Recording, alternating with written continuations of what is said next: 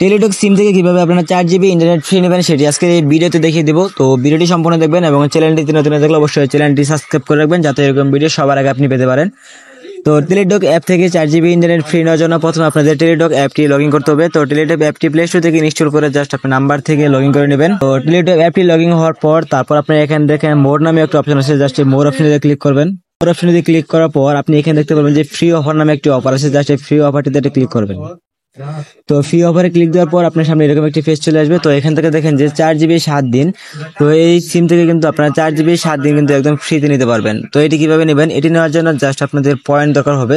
তো এখানে দেখেন যে আমার 300 পয়েন্ট আছে, আমার কিন্তু এখানে 2500 পয়েন্ট হলে কিন্তু আমি 4 জিবি ইন্টারনেট ফ্রি পাবো। তো পয়েন্ট কোথায় পাবো? পয়েন্ট পাওয়ার জন্য প্রথমে কিন্তু আমাদের রিচার্জ করতে হবে বা কোনো একটি বান্ডেল অফার কিনতে হবে। সেই বান্ডেল অফার থেকে কিন্তু আমরা রিচার্জ করে পয়েন্ট পাবো। তো এই পয়েন্ট দিয়ে কিন্তু আমরা 4 জিবি ইন্টারনেট টেলিটক সিম থেকে একদম খুব সহজেই ফ্রি নিতে পারবো। তো এসব পয়েন্ট থাকে, তো এমবিটি নেওয়ার জন্য জাস্ট এই 2500 পয়েন্টের উপরে এটা ক্লিক করবেন। তো পয়েন্টের উপরে ক্লিক করার পর আপনি এখান থেকে কনফার্ম প্রসেস নামে একটি অপশন চলে আসবে। তো জাস্ট এই কনফার্ম প্রসেস অপশনে ক্লিক করার পর কিন্তু আপনার সিমে 4 জিবি ইন্টারনেট চলে আসবে। তো এই ছিল ভিডিও।